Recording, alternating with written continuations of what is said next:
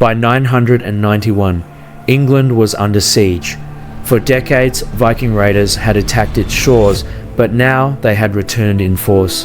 Their warbands landed on the coast of Essex, ready for battle. The Anglo-Saxon defenders, outnumbered but determined, stood against them in a heroic last stand. Here, the ancestors of modern England clashed with the ancestors of modern Denmark in a battle that would showcase both bravery and tragedy.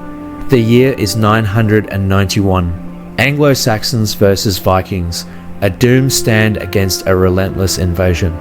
For years, Viking longships had raided England's coastline, pillaging towns and demanding tribute.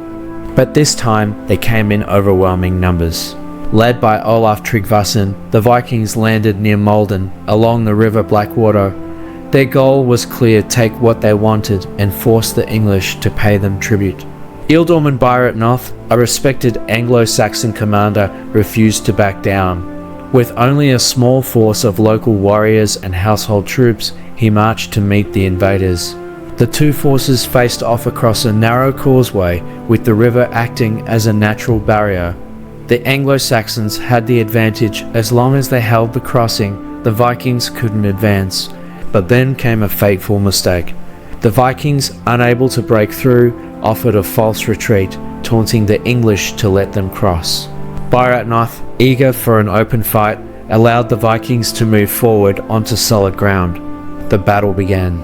The Anglo-Saxons formed a shield wall, resisting wave after wave of Viking attacks. For hours, they held their ground. But the Vikings had superior numbers and experience. Slowly, the shield wall began to weaken, and Byrhtnoth was struck down in the chaos. With their leader dead, the Anglo-Saxon line collapsed. Warriors fled, while others fought to the bitter end. By the time the battle ended, the Anglo-Saxon force had been wiped out. The battle was over. The Vikings had won. But this wasn't just a defeat, it was a symbol of England's struggle against the Norse invaders.